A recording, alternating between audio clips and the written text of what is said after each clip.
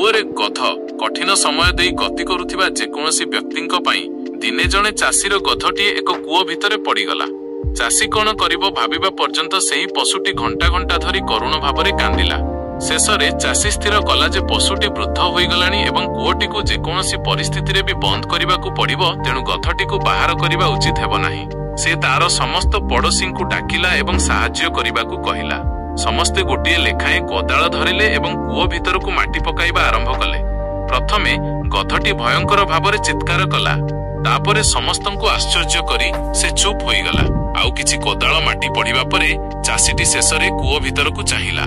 से जहा देखिला सेथिरे आश्चर्य होईगला।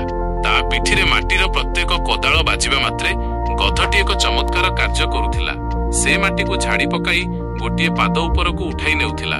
चाषीर पड़ोसी माने पशु उपरे माटी पकाइबा जारी रखिले। आउ से मध्य माटी को झाड़ी पकाउथिला एवं गोटिए पाद उपरकु उठाउथिला। अल्प समय मध्यरे गधटी कूओर धार उपरकु पाद बढ़ाई खुशीरे ट्रट करी चली जिबा देखि समस्ते आश्चर्य होइगले। शिक्षा जीवन रे जेते कष्ट आसुना काहींकी सेगुडी को आपणको आगो को बढ़ाइबार पाहाच भावरे ग्रहण करंतु एवं केबे हेले आशा हरांतु नाही।